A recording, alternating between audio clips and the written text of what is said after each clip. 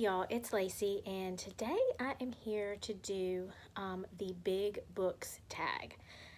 This is a really old tag. I think when I went doing some research, it's been around since I think 2013, but I recently saw it pop up in my feed from someone else, and it sounded interesting. So I thought that I would give it a try, and like a lot of people, I like big books. And I cannot lie. You can't say that and not say that next line. You just can't say it. They go together. I like big books and I cannot lie.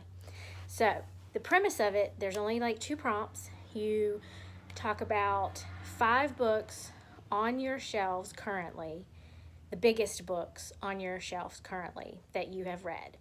And the original tag was talk about 5 books you have read and 2 that you want to read. But I expanded the second part, and I've got 5 books that I have read, that I own, that are big, and I have 5 that I own that I have not read. So it's 10 books total. These are the biggest books that I own, and I thought, I'd just share. So let's get into it. All right, so the first stack is the books that I have read. These are the biggest books on my shelves. I've got them in order of least number of pages to most number of pages. So coming in at number 5, and I should have had this written down, at about 945 pages is Lonesome Dove by Larry McMurtry. I really loved this book. Actually, I read it on Kindle, but I got a copy of it later. And I had seen the miniseries many times before I ever read the book. And there are quite a few differences from the miniseries to the book, but they're still both great. The casting is wonderful in the miniseries. And if you watch the miniseries and then read the book, I think it kind of helps because you envision those characters as those actors, or at least I did.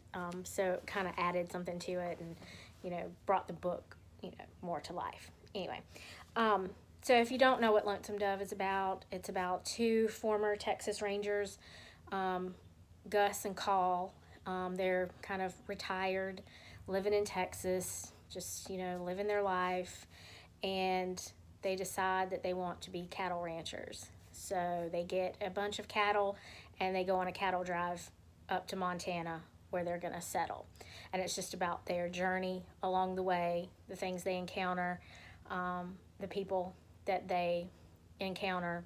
And so it's like one of those epic journey books. But it's really good. If you've never read it, I highly recommend it. It's just a wonderful story. So then next, coming in at number 4 at about 956 pages is Swan Song. God, there's such a glare. Sorry. Swan Song by Robert McCammon. I think I read this last year, and I love this book. It was great. It's not super scary. The first part of it is pretty intense. It was very, for me, it was very heart pounding and just, had my anxiety up and oh my God, what's going to happen? But then it kind of levels out and it's just another one that's kind of like a journey story. But it starts out with a nuclear war. Basically the country gets destroyed and I think the world gets, everyone is at war with each other. So they're dropping nuclear bombs on each other. And then the rest of the story, it's kind of a good and evil story. You've got some really bad characters and you've got some really good characters. And eventually all these paths start to cross each other. And it's a very much good versus evil type story in the end. But it's really good. I had never heard of this book until I saw it on the Great American Read list. And then when I read the description, I was like, oh, that sounds like something that's right up my alley because I love those post-apocalyptic type books. But yeah, so the Swan Song by Robert McCammon is number 4 on my list. And then number 3, coming in at 983 pages, is Pillars of the Earth by Ken Follett. Again, this is one that I read last year and was really good. It did take me a while to read this book, mostly because I set it down for a while and picked up other things, but this covers about like a 40-year, I think, time span.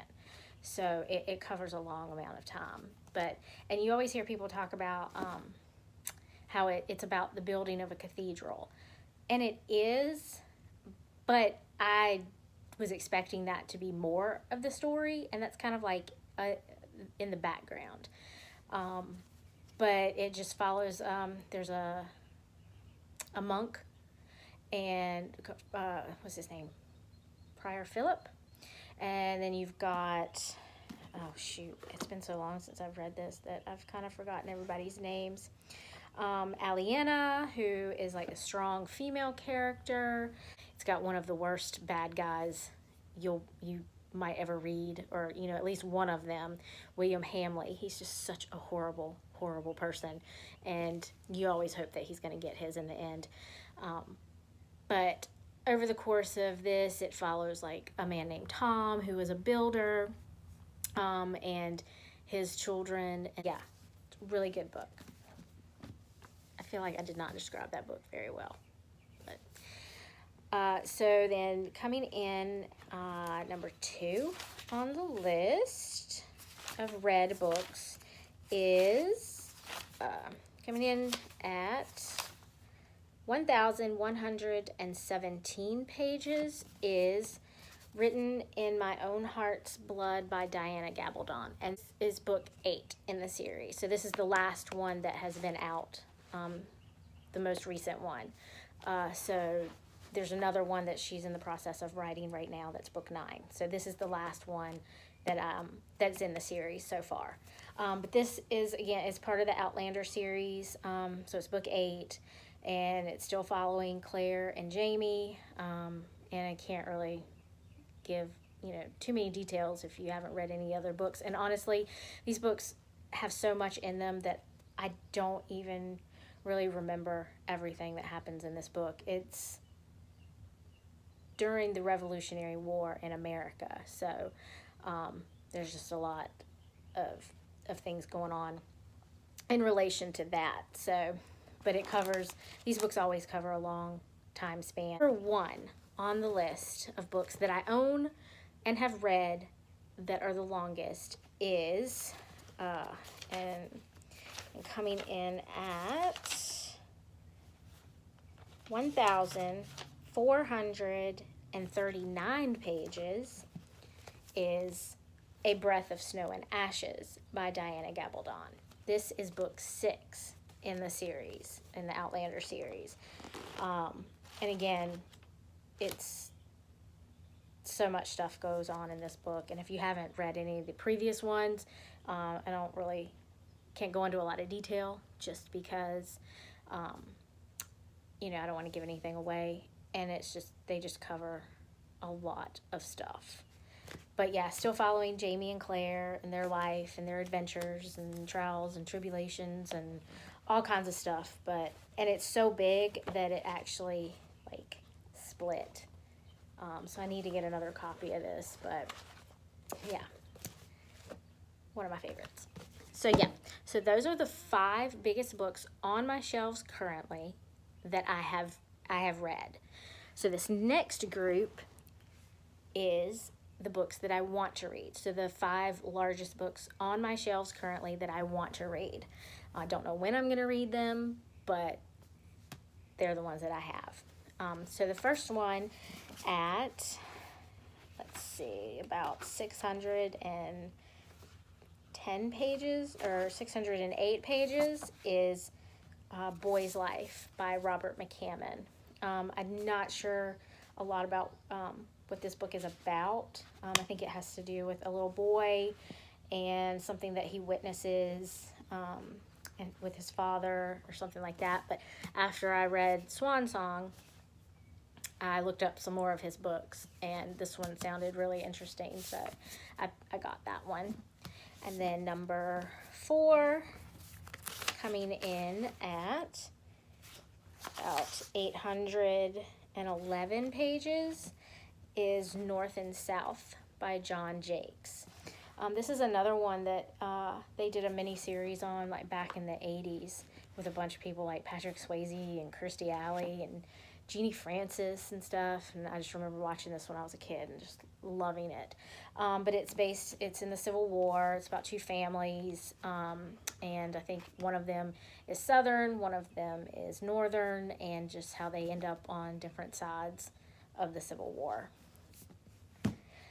So then number 3, coming in at about 959 pages, is Gone with the Wind. This is on my goal list for this year to read this book, so hopefully I'll get to it at some point this year. I'm thinking maybe this summer or something. But yeah, so Gone with the Wind. I think most people know what this is about. I've seen the movie dozens of times, and I know that the book and the movie are different. And I had actually started reading the book years ago, like when I was pregnant with my oldest daughter.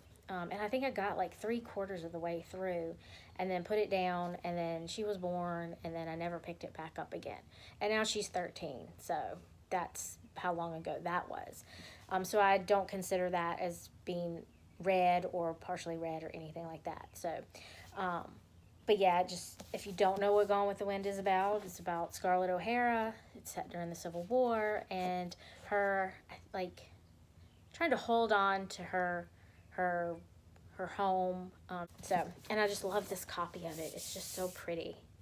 I'd seen a lot of people here on BookTube have this copy, and I was like, I have to have that one. So I got it. All right. Number 4, coming in at about 1,230 pages, is Les Miserables by Victor Hugo. I think this is one of those books that everybody wants to check off their list at some point in their life, and it's just a beast. So, yeah, it's just one of those gold books that you just want to check off and be like, I read that book. So, yep, who knows? I don't know when I'll get to it, but I have it, I own it, and maybe it'll get read one day. So then coming in at number 5 is the biggest book on my shelves to read is, let's see, it's about like 1,276-ish pages. I mean, I think some of this is notes, but is The Count of Monte Cristo by Alexander Dumas. I've heard really great things. I don't know that I've heard anybody on here who's read this book and talked about it say really anything negative about it. They've all talked about how awesome and great it is. So I've really been wanting to read this book for a long time, but just haven't made the time to do it. But yeah, again, it's like a beast. And I had a different copy of this book. And I think I was watching Krista from Books and Jams, and she had the same copy, and she said it was an abridged copy. I was like, dang it. So I was like, I don't want to read an abridged copy. So I found the copy that apparently is not abridged, which is this Penguin Classic book. And I think I got it from like Thrift Books Thrift Books. So it's a little bit beat up, but that's all right. Doesn't matter. But yeah, and I don't know much about this. I know it's about a guy who goes to prison, and I think he might be wrongly convicted, and then when he gets out, he exacts revenge against the people who sent him to prison. I'm not sure. Anyway, so those are the biggest books on my shelves that I have read and want to read. What are some of the biggest books on your shelves that you have read or want to read? And maybe do this tag, because it's kind of fun.